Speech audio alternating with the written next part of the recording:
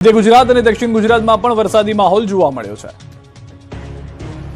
ચોમાસાની ગતિ હાલ મંદ પડી છે, પરંતુ વહેલી સવારથી રાજ્યના અનેક જિલ્લાઓમાં વરસાદી માહોલ છવાયો છે। ઉત્તર ગુજરાત, મધ્ય ગુજરાત અને સૌરાષ્ટ્ર પંથકમાં મેઘરાજા મહેરબાન થયા છે। લોકોએ ગરમી અને બફારાથી હાલ તો રાહત મેળવી છે। મહીસાગર જિલ્લાના લુણાવાડા, બાલાસિનોર અને ખાનપુર વિસ્તારમાં રાત્રિ દરમિયાન ધોધમાર વરસાદ વરસ્યો। વરસાદના કારણે ખેડૂતોમાં ખુશીની લાગણી જોવા મળી રહી છે અને ખેતી માટે અનુકૂળ માહોલ સર્જાયો છે। અરવલ્લી જિલ્લામાં પણ મેઘરાજાએ ધમાકેદાર એન્ટ્રી કરી છે। ભિલોડામાં 3 ઇંચ અને ધનસુરામાં 2 ઇંચ વરસાદ નોંધાયો છે।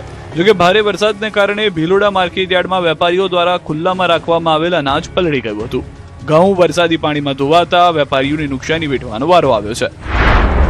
પંચમહાલ અને છોટાઉદેપુર જિલ્લામાં પણ વરસાદી માહોલ જામ્યો હતો। ઘોગંબા અને જાંબુઘોડા પંથકમાં 2 ઇંચ વરસાદ વરસ્યો, જ્યારે બોડેલી સહિતના ગ્રામ્ય વિસ્તારોમાં વરસાદથી વાતાવરણમાં ઠંડક પ્રસરી હતી। દક્ષિણ ગુજરાતમાં નવસારી જિલ્લામાં ગણદેવી અને બિલીમોરા સહિતના વિસ્તારોમાં ભારે પવન સાથે વરસાદ વરસ્યો। વરસાદને કારણે ખેડૂતોમાં ખુશીનો માહોલ જોવા મળ્યો। વડોદરામાં પણ બપોર બાદ વરસાદી માહોલ જોવા મળ્યો। શહેર ઉપરાંત પાદરા, સાવલી, કરજણ, વાઘોડિયા, ડભોઈ અને શિનોર પંથકમાં પણ વરસાદ નોંધાયો।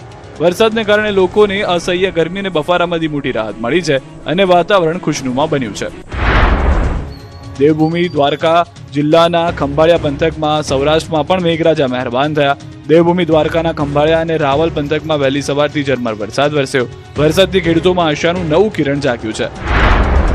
રાજકોટ જિલ્લાના ગોંડલ પંથકમાં વાદળછાયું વાતાવરણ વચ્ચે વરસાદી ઝાપટા પડ્યા હતા, જ્યારે ગીર સોમનાથના વેરાવળ શહેર અને આસપાસના વિસ્તારોમાં પણ વરસાદી ઝાપટા વરસતા લોકોને ગરમીમાંથી રાહત મળી હતી।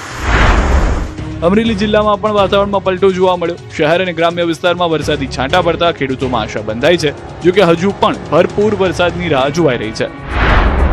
હવામાન વિભાગે આગામી 2 દિવસ દરમિયાન રાજ્યના વિવિધ વિસ્તારોમાં હળવાથી મધ્યમ વરસાદની આગાહી કરી છે। સાથે જ પવનની ગતિમાં પણ વધારો થવાની શક્યતા વ્યક્ત કરવામાં આવી છે। હાલ વરસાદના આગમનથી ખેડૂતોમાં ખુશીનો માહોલ છે અને લોકોને ગરમીથી તથા ઉકળાટથી મોટી રાહત મળી છે।